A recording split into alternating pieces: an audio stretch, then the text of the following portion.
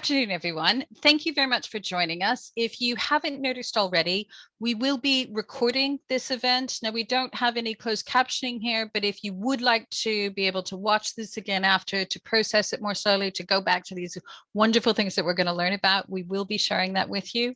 And at the end of the call, there's a survey we'd want to share with you because we want to know how to always make these events better. So I see some familiar faces, some new faces. I see some people that I know your company, if not your name, and it's really great to have you here.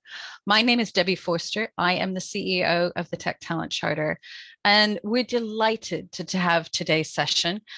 This is something that you are welcome to have cameras off. Later on, when there's questions, you can have it on. You've already heard, if you've joined already, Kirsty explaining about the tool that we'll be using during this. But welcome to our Lunch and Learn session. We're going to raise some awareness today.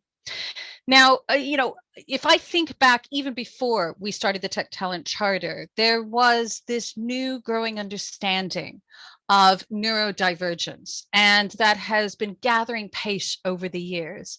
Now, it's something I am here. One of the things we talk about the Tech Talent Charter is that we're not here to reinvent the wheel, and we're certainly not here as the experts. What we try to do is to bring people together, to bring people who have lived experience, practical experience, other experience, to share with us as signatories for the Tech Talent Charter. And today is a particularly special one.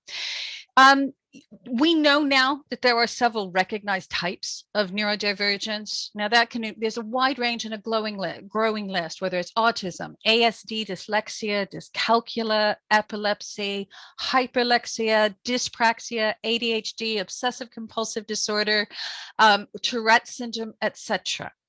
This is a really wide growing umbrella that we use to capture a whole range of people. And it's important to remember people. So for today's session, what we're focusing on is how can we create a more welcoming, a more inclusive environment for people who are somehow neurodivergent. And so in doing so, let's always remind everyone that what we're doing is whatever we hear or learn here, it in no way defines everyone, that this must always be about something that we do with people, not for them or to them.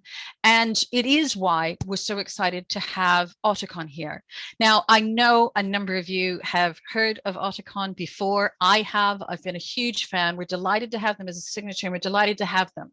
If you haven't heard of them before, they're a global IT consultancies whose consultants are all autistic.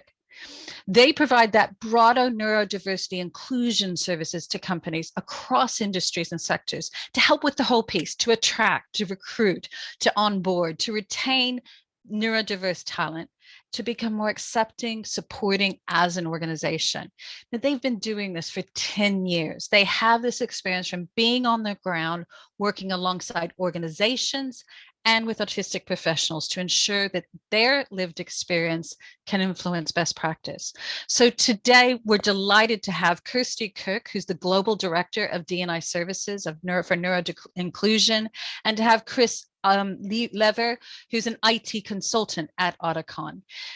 I'm going to sit back and listen. There'll be questions, a chance for questions at the end. If you're just joining us, we'll have Kirsty explain one more time on how to download the tool so you can add the questions. There's going to be surveys. Thank you for joining us. Thank you for auticon to be here. Let's sit back, let's listen, and find out how we can do better. Over to you, Kirsty and Chris. Thank you, Debbie. Yes, hello. Thank you, everyone, for joining. I know it's extremely hot and you might prefer to be taking your break elsewhere. So please keep yourself cool during the session. So for the final time, but there will be this marked up on all the slides where we'll be doing some engagement pieces when I share in a second. There's a QR code just there in front of you on the screen. So if you open your camera, hold up the camera to that QR code and the link will appear. You just click on that link and it will take you straight through to the Vvox auticon app that we use for all of our engagement Q&A comments. A great thing about this tool is 100% anonymous. Nobody will ever know who it is that's feeding into the polls, the engagement and the Q&A and comments, of course, unless you put your name there. So I have asked everyone as a test, if you get onto the app, just send in your name, your role, the company that you're working with today, and if you've got any experience of autism or other neurodivergent conditions as well. If you don't have your smartphone, or if that's not convenient for you, you can use your web browser and just go to vvox.app, and that number there is the meeting ID to be able to get in. So without further ado, Chris and I are going to be talking to you today about neurodivergence in the workplace, and particularly I'm going to focus more so on autism over and above the other conditions, but we'll be talking on a very broad scale, because at Auticon we very much believe in universal design. So those are accommodations and practices that you can put in place that will be supporting everybody, no matter whether somebody has a neurodivergent condition or not, but these accommodations and kind of cultural shifts as well make a massive impact for anyone in your organisation that is in fact neurodivergent. So as Debbie gave us an introduction earlier, I'm Kirsty Cook. I'm our Global Director of Neuro-Inclusion Services. And so I'm responsible for putting together all of the training that we put together for our clients and our consultancy services, which I will give you a more detailed overview of in a second. My relationship with neurodivergence, I didn't actually know until I joined Auticon. I joined Auticon as a coach and led the UK coaching team supporting our consultants. And after a few months, I realised my sister is autistic. My younger brother, who's only 14, he went for a diagnosis when he was very young, but just missed the measurement system. And on a very personal note, I'm going through an ADHD referral at the moment. Chris, would you like to introduce yourself? Good afternoon. I am Chris Lever. I am one of the consultants with Auticon. So I am autistic. I got my diagnosis when I was 48. So I spent the majority of my life knowing that I was different, but not having the correct vocabulary to describe it. So I'm one of the technical consultants. My specialism is software testing and quality engineering. Thank you, Chris.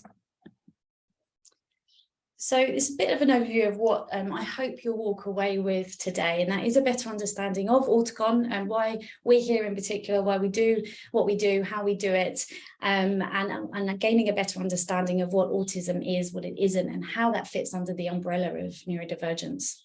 But my personal goal for any of these sessions is helping you to feel just that little bit more confident and comfortable about starting a conversation. And so that might be starting a conversation about what your own neuro-inclusion journey might look like, or it might be your own conversations with people that are disclosing to you, or even within teams, how you're going to support people indirectly of knowing whether they have a neurodivergent condition or not.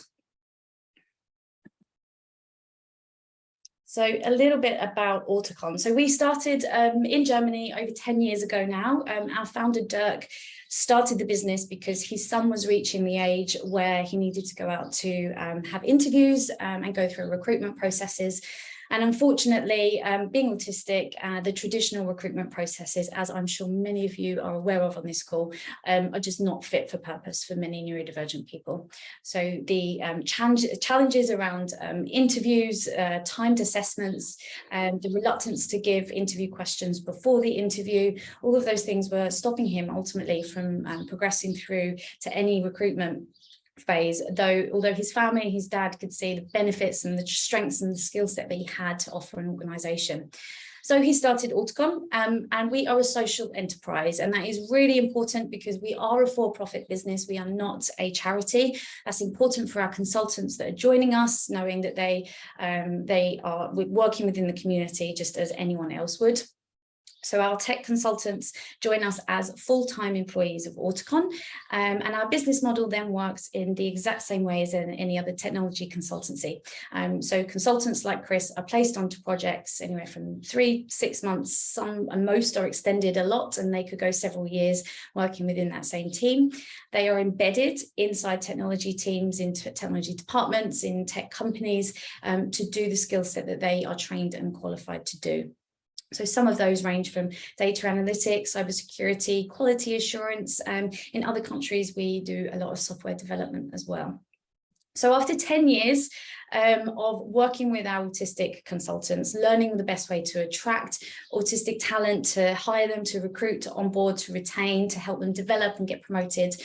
We have pulled all of that experience, the successes, the mistakes, the failures even, into our neuro-inclusion services. And so our inclusion services are built by myself, but also a team of coaches that are global.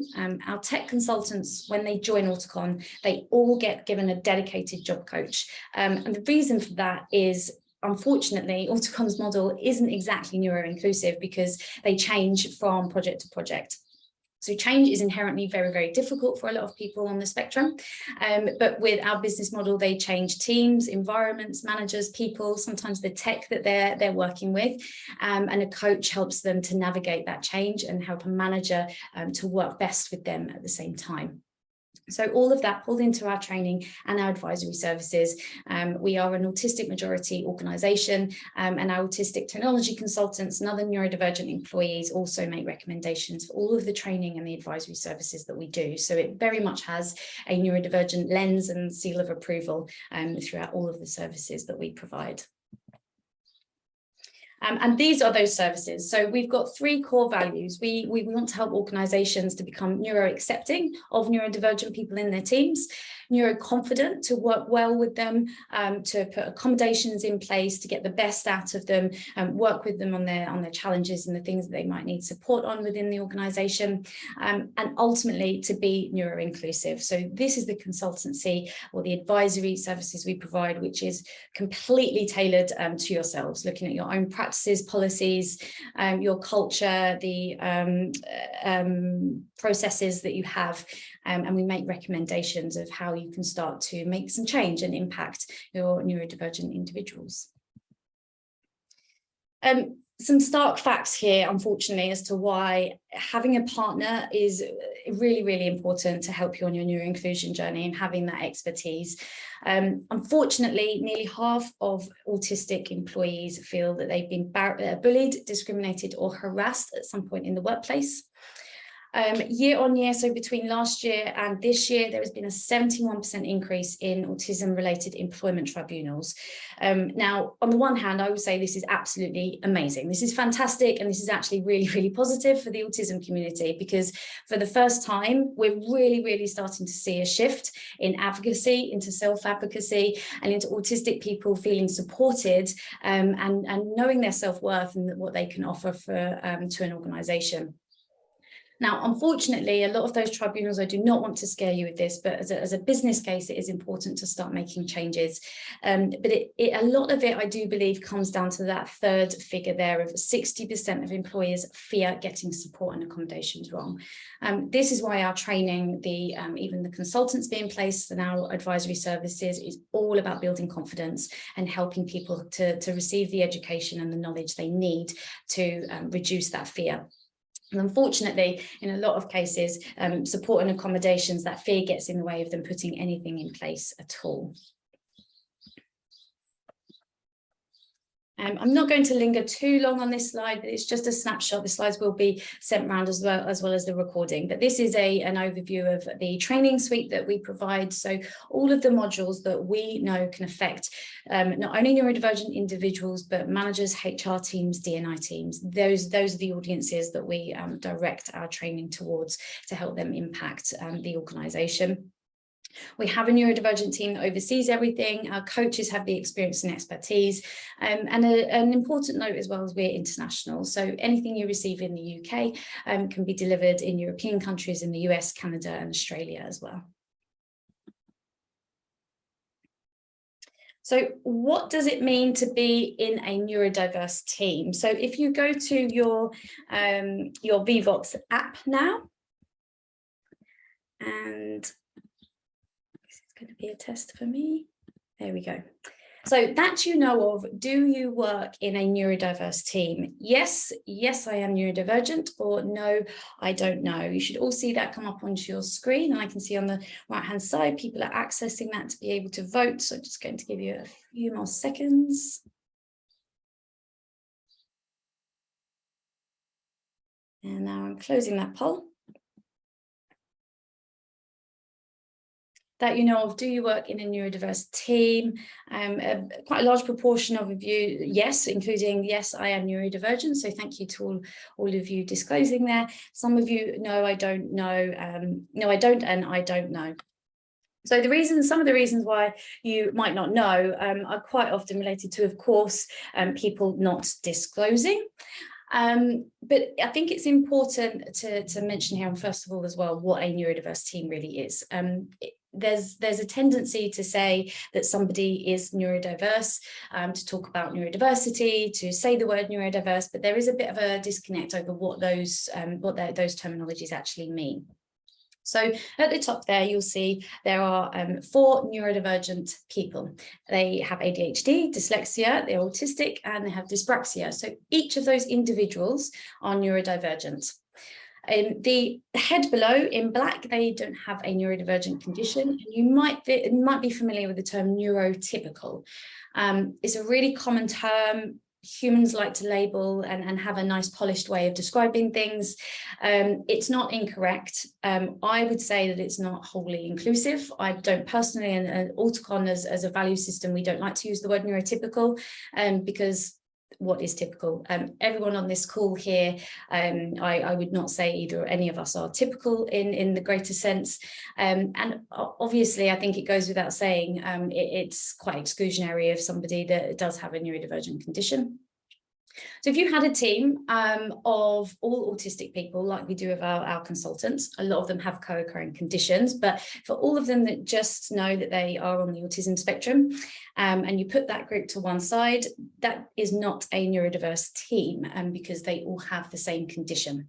To have a neurodiverse team is to have a group of people that have multiple different neurodivergent conditions.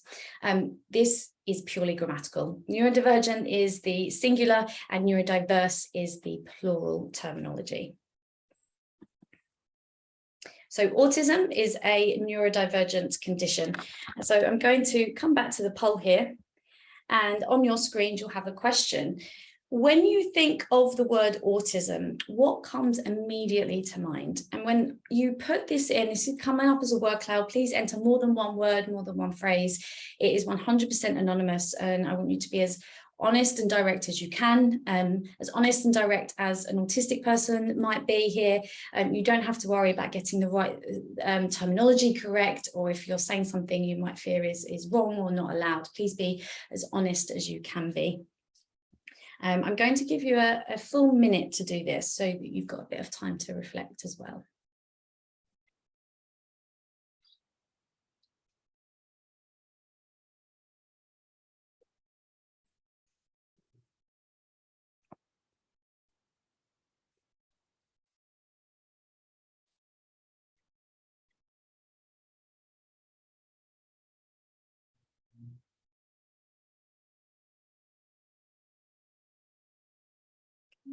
Two more seconds.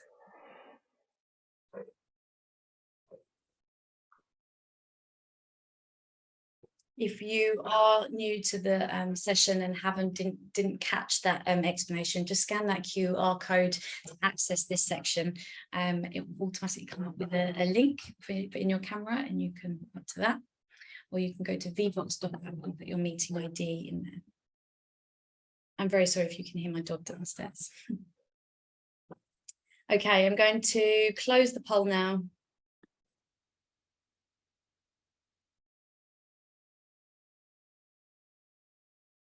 Amazing. So if we have a look at some of the words that are coming up here, we've got out of the box thinker, social difficulties.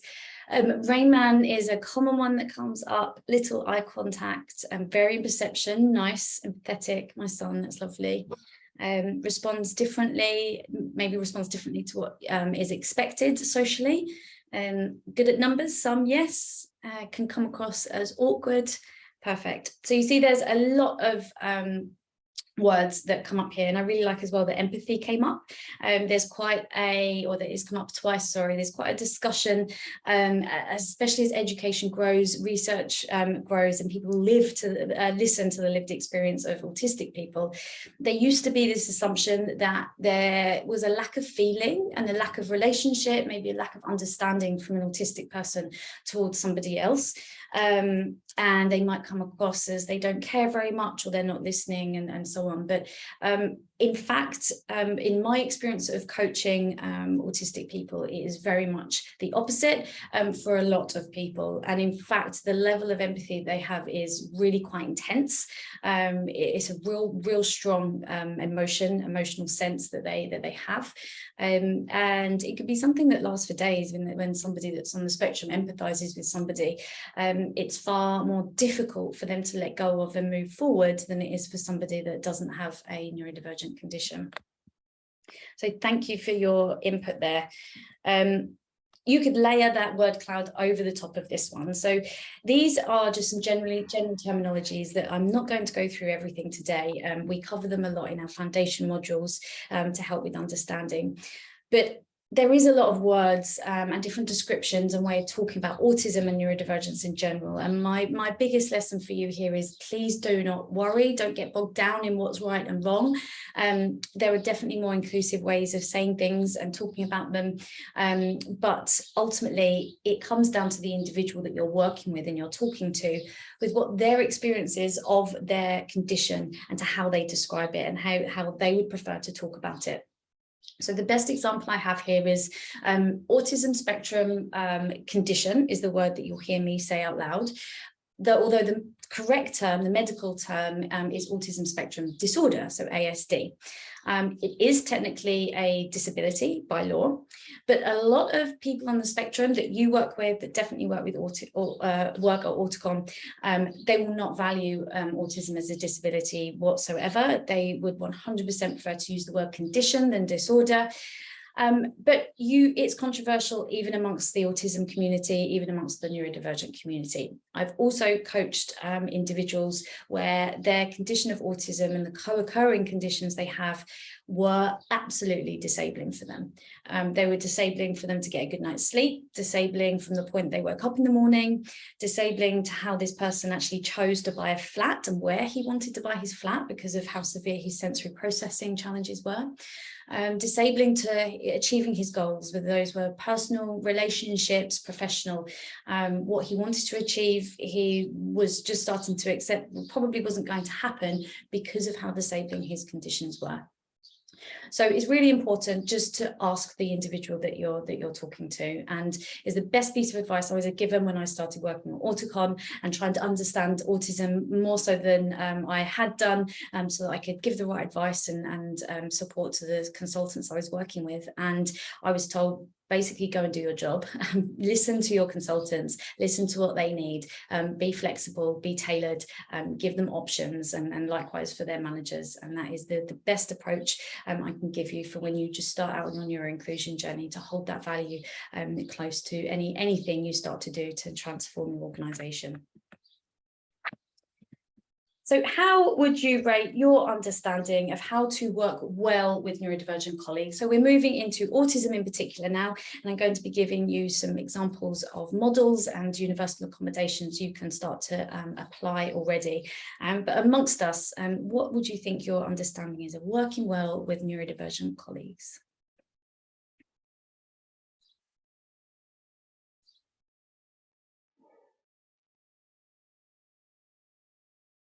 Thank you. A few more seconds. Perfect. And I'm closing the poll. So how would you rate your understanding of how to work well with neurodivergent colleagues? We've got a big mix here. Very rare that we get anyone wanting to be brave enough and say that they've got it. I will say, even personally, I wouldn't be brave enough, actually, from this is completely personal, but to say 5, just because there is a really common saying that I actually feel like is a complete cliche. It's been said a lot, but it is very true, that when you work with one autistic person, you've worked with one autistic person. And that cannot be more true. If you've got multiple autistic people in your team, your organisation, they may have very similar challenges, but the way they experience those challenges and the support that they need could be very, very different amongst all of them. So I always go into any new relationship, if I'm supporting an autistic person or neurodivergent person, with the kind of head that I've got some learning to do. There's going to be something else that I don't know, that I need to learn, that this person is going to teach me, that I haven't supported before, or that I haven't got it quite right for this person. There needs to be a review and another look at how to support them better. Yeah, it's always a good way to approach this, always thinking of yourself as a beginner when you're supporting somebody. So I'm going to hand over to Chris now, and Chris is going to give you an explanation, a description of what autism is for him, and for him in the workplace as well. Thank you very much, Kirsty. Leading on from what Kirsty was saying, autism affects each of us differently. Chances are you could meet me in the street and you would never think that I am autistic. But I have a trade-off. There are all sorts of extra mental processing that I do to appear normal. You'll sometimes hear it referred to as masking. And the more energy that I have to spend masking, the less energy I have to do whatever it is that the client company needs me to do.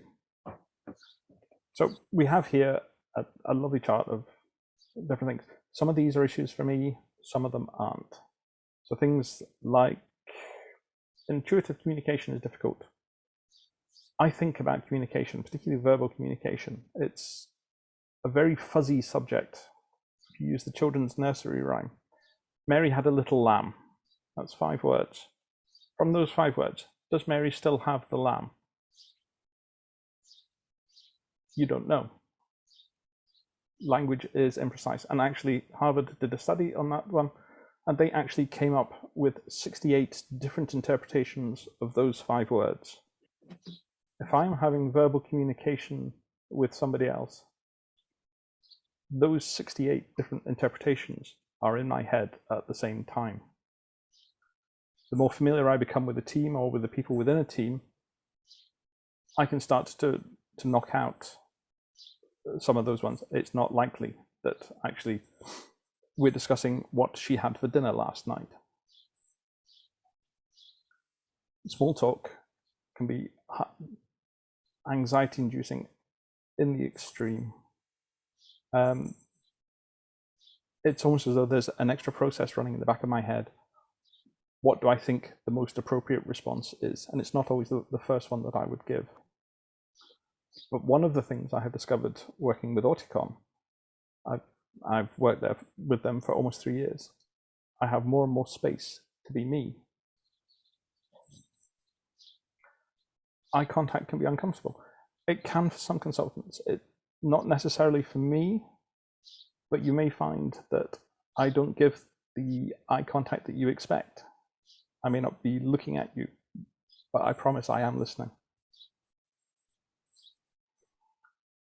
If we look at the restrictive patterns and behaviors, structure and routine, yes, I like a routine. I like knowing what's coming in. I've worked with 4 different clients for Auticon, and each one of them, the first week that I spend in a new role is exhausting for me. I have to learn new people, new structures. When we were in the office, where toilets are, all the sorts of things you never think about. But I find them really tiring until I have updated my mental models with how things should be. Planning and prioritizing. Definitely for me, executive function, the ability to choose priorities. It helps me if I'm given a very clear steer on what is the most important thing for me to be working at. Preferably, I'm just given one task at a time, and I can focus on that and get it done. If I have multiple tasks, I tend to either treat them all the same or would. And so it's very useful for me to have somebody looking at my workload and say, that is the thing I need you to focus on. And then when you finish that, come back and tell me, we'll go on to the next one.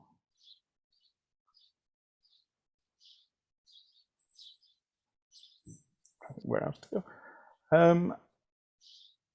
sound is one that, of the sensory processing, sound is the one that gets to me. I have trouble filtering sound. I find it very distracting. So working in offices was very distracting. So one of the accommodations I would ask for would be to have a fixed desk, and one that is somewhere quieter. For me, my idea of hell is having my back to a busy walkway. There's too much noise going on behind me that distracts me. So the accommodation I ask for is, can I have a quieter desk? And when we talk about accommodations, it can be things as simple as that. I'm not sure. So this is the first one of these that I have done, and I can have trouble processing verbal information. Written information, I'm great with. So another one of the accommodations I ask for is, I come to these meetings, but getting feedback or actions as a written email or something afterwards helps me hugely. And again, these are the sorts of, when it said earlier, 60% of people are unsure as to what sort of accommodations they don't offer.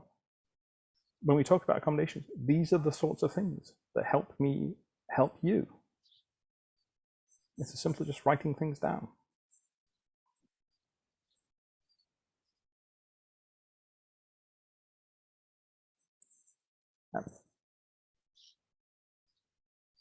Is there anything else you'd like me to cover, Kirsty? No, that's great. Thank you very much, Chris. Thank you. So Chris just gave you an outline of some of the ways that he experiences autism, and how the accommodations that he puts in place every single day are, they add to a sense of mental overload almost. They're things that as an employer you would never ever see a lot of the time. It's never discussed. So when we spoke about those open and honest conversations, if you had an environment, and this takes time, but if you had an environment where it was really okay to have these conversations, you probably would learn a lot more about what someone like Chris, if he was in your team, does every day to accommodate his own autism almost. So, you know, likewise at auticon, it's really common for us to have those kind of conversations around a table, and it just be completely accepted and completely normal. So the three pillars that you see there, those are the kind of methods of measurement if somebody was going through an autism diagnostic process. Sensory processing isn't something that has to be present in order for somebody to get a diagnosis, but it is still measured because it is so extremely common.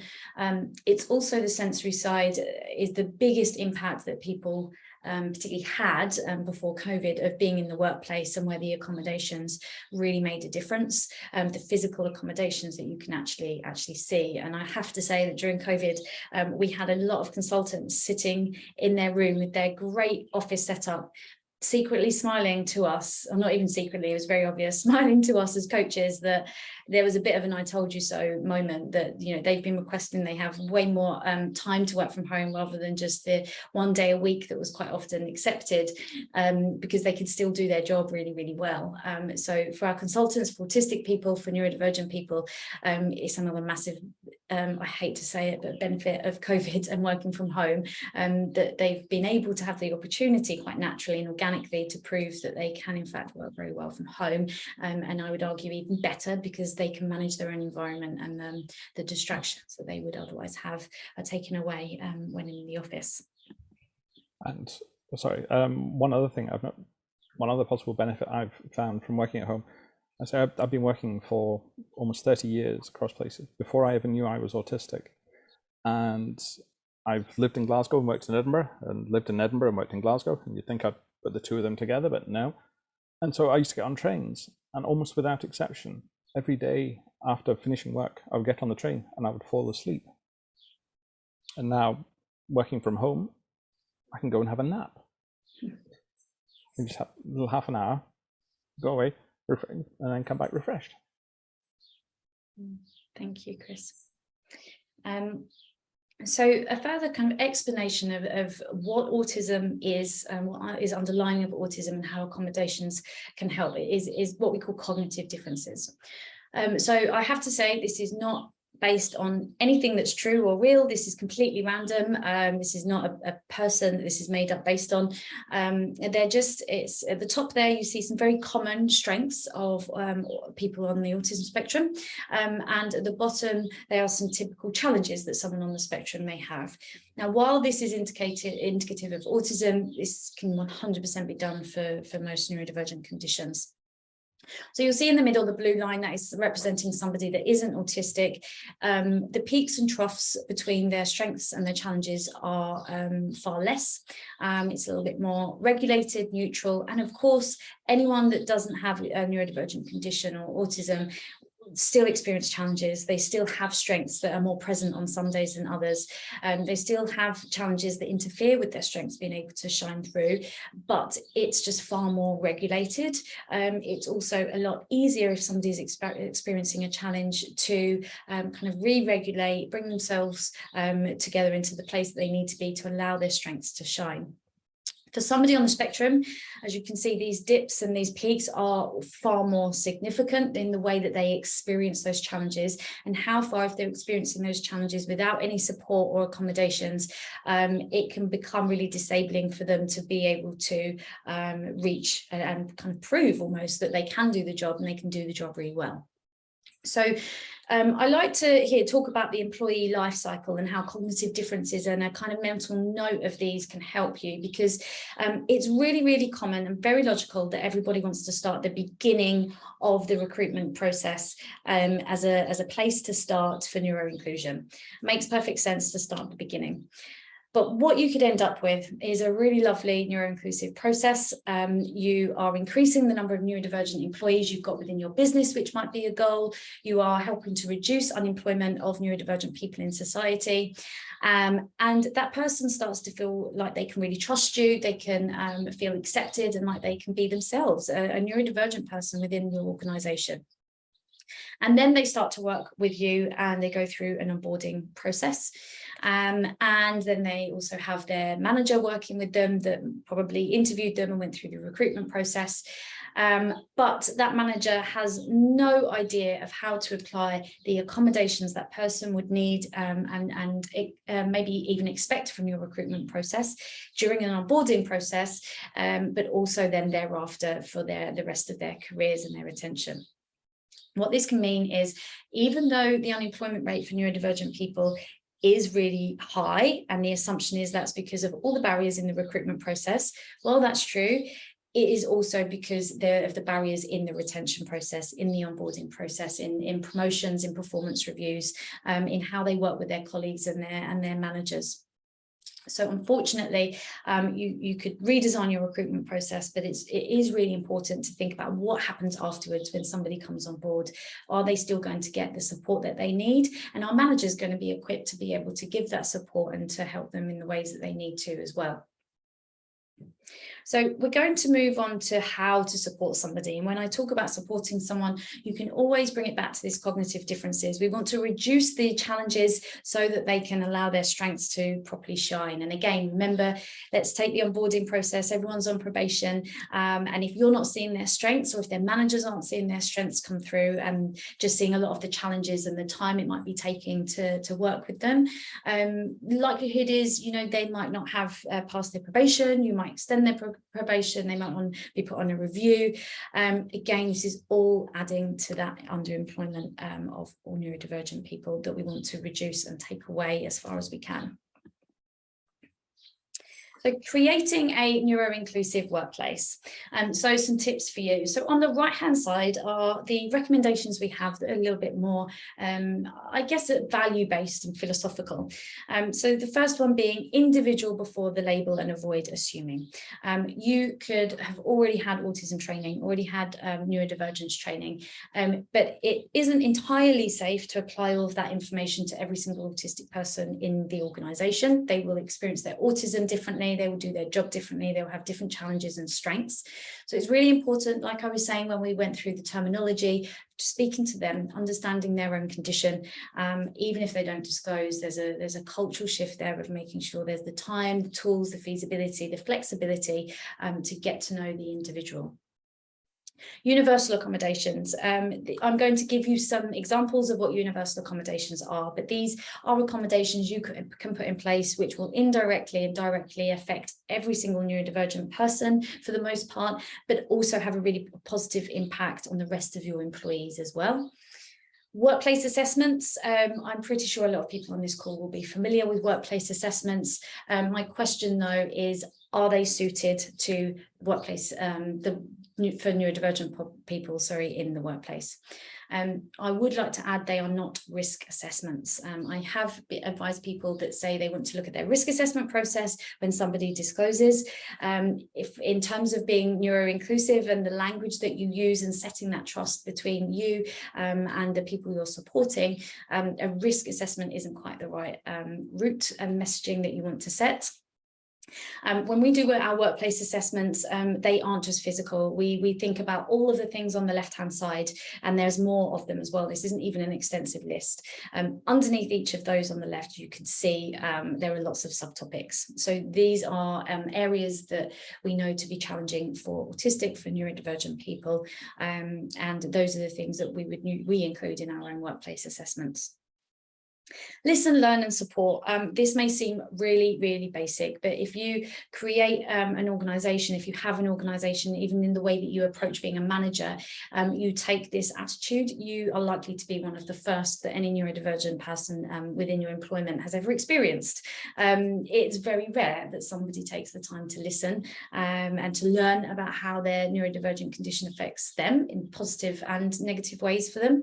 And even as a coach, I have to say there were many of hours I've spent and felt like I've completely wasted their time and my time and not been able to give enough fixes and support recommendations for challenges. But I grew to learn that actually being one of the only people some of our consultants ever have to speak to about the challenges they have does a great deal to reduce anxiety, which is really, really strong and really prevalent amongst the autistic community.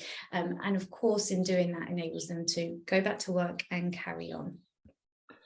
I think, sorry, Kirsty, going off from that, through auticon, I have my own job coach, and I've been working with auticon for 3 years now, and it is the longest period of time that I have worked consistently. I used to suffer from burnout and depression, and that is simply because I have somebody to speak to who can help me deal with my anxieties.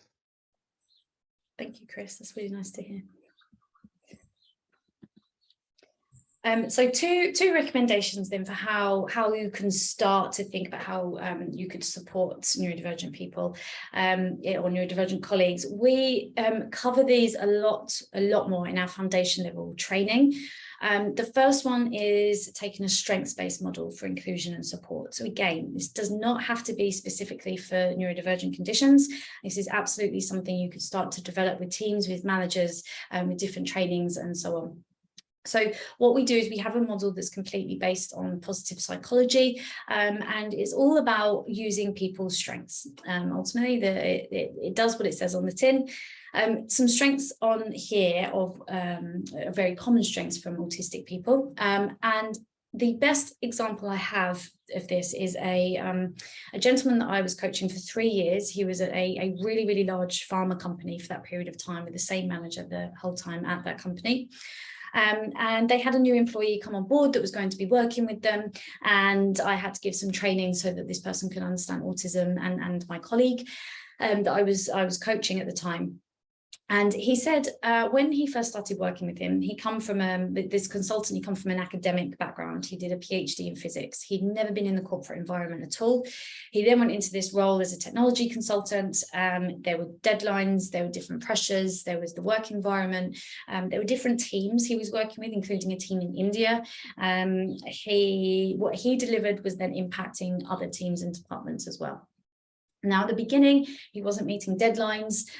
He was really, really struggling because his level of perfectionism is just off the charts. It's insane.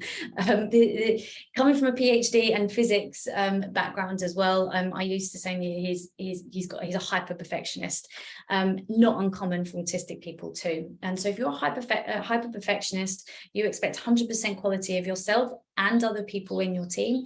And you've got restricted deadlines that can make it really, really hard to deliver to your own expectations, as well as what the team wants. So this manager learnt this.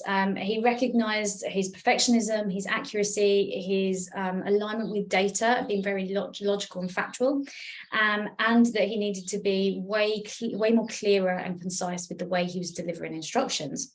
So whenever he gave him a new task or had to give him context over something he needed to deliver, he would say, I need this to be done on this day at this time to about 70% of your level of quality. And even now, this person, I'm going to say his name, it's very hard not to, his name's Andrew, he does laugh that's what happened, and that's what he needed. It absolutely worked for the rest of the period that he was working with that organisation. And these are what I mean by universal accommodation. So you're going to get the decks so you can refer to these, but that these are things that you can start to implement that become slowly but surely things that are just accepted to happen. As I say, this does take time. There are methods, there are templates, there are things to make it easier for teams to implement these, but a lot of them are just best practice, best management practices, but we are all time poor. It is really hard to remember these things. As I say, they're universally applied and positive for many teams. I haven't included one on here, but it's another, it's an actual physical tool that I really love the idea of, that helps autistic people, but also people with ADHD. And it's like a little slider. You can also use a red and green piece of paper, but focus can be really difficult. And I would argue that isn't just for neurodivergent people, and especially as we go back into being in the office and there's a lot more distractions. But if you are on the spectrum and you find small talk and unplanned social communication really difficult, having that red slider on there as a notice, I guess, of just no, as I say, unplanned communication can be really helpful and enable them to stay in flow. But for people with ADHD as well, it can be really helpful if they're having a day where they're really struggling to find focus. They find their focus and then they're interrupted. It can be incredibly difficult to come back, context switch and come back to what they were working on. I'm mentioning that because it's just something that I've come across even just recently, and some colleagues and friends as well that are living neurodivergent families have started to use this, and it's actually been really helpful. If you are unclear about what any of these mean, we're going to come back to the VVox chat in a second, so feel free to put them into the chat and I will give an explanation for you. But that is enough of me talking and Chris as well, and we're going to move to a discussion and Q&A now. But thank you everyone for joining very much. So I hope you've learned something today, and as I say, especially feeling a little bit more confident and comfortable to start to have the conversations and be open to those that come your way as well.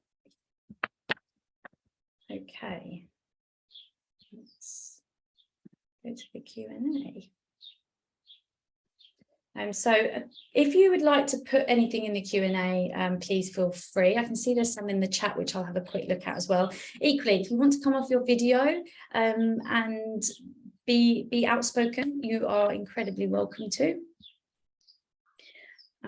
Thank you for some of you that have related to this. You've got some thanks, Chris. Oh, and it's mostly technology on this one. So the top question here, I've posted some because some got sent through to me before the session, and there's a couple of likes on this, so it's moved to the top of the screen. And the question was, what approaches do you recommend for supporting neurodiverse leaders and managers? Yep, okay, neurodiverse leaders and managers to build capability in their teams, especially teams with mixed neurodivergence.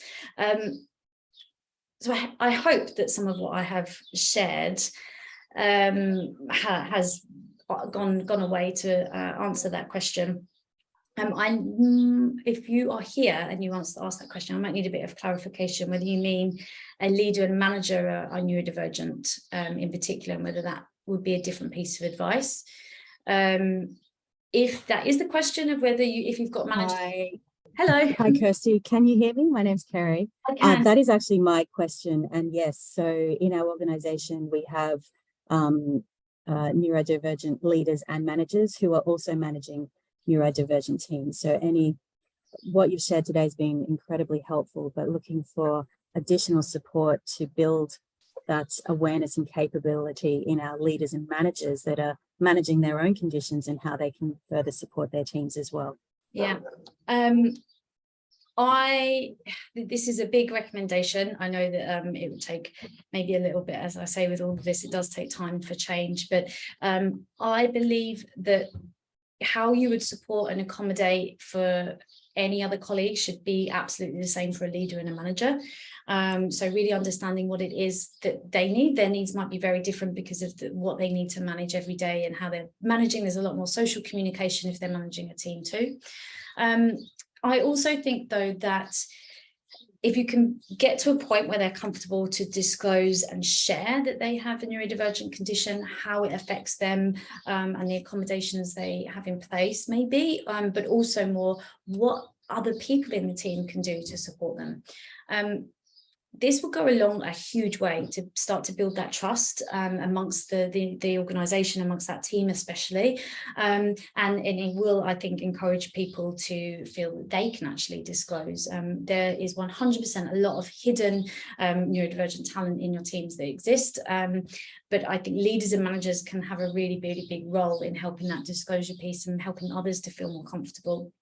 And it's a really vulnerable place to be, so vulnerable for them being a leader and a manager and probably hiding it for a long time as well. I completely acknowledge that, but I think it is one of the big ideals and things that we can start to move towards, I think would be accepted in the workforce eventually.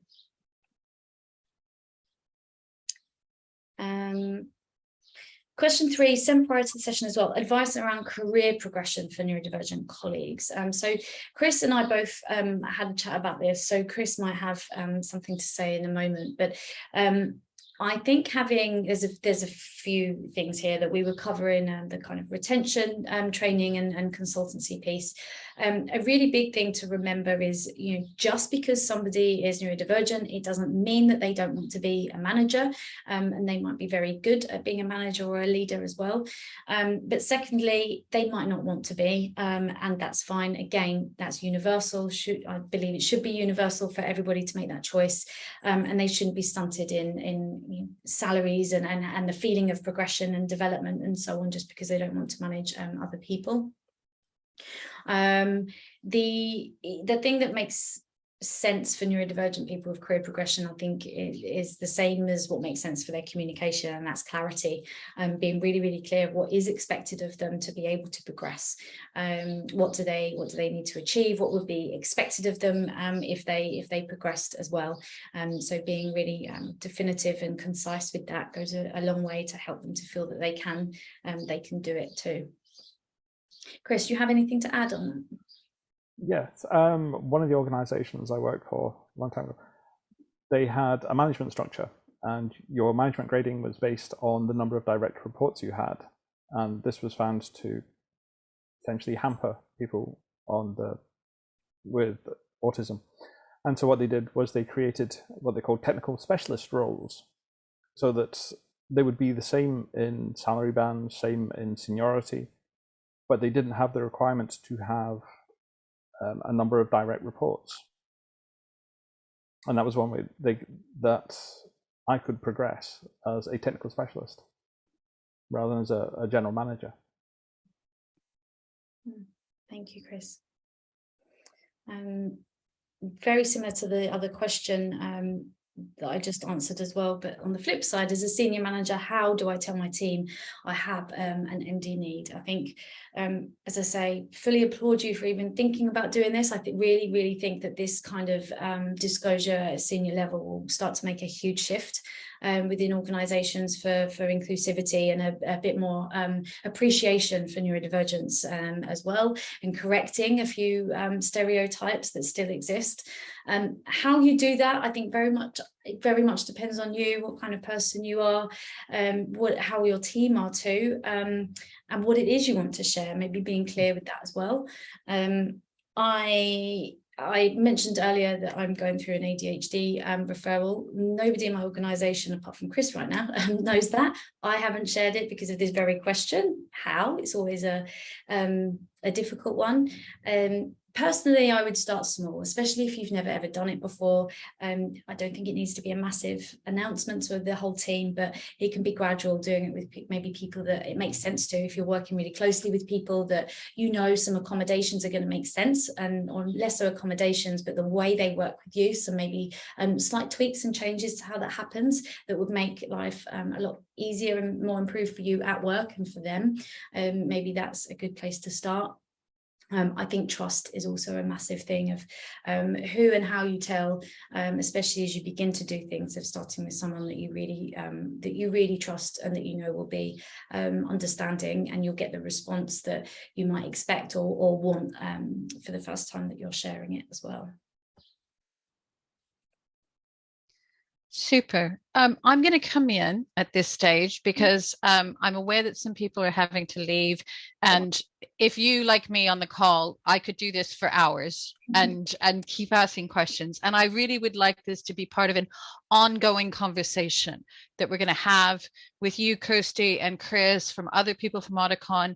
But this is not a one and done session for us in terms of understanding how we can get this right.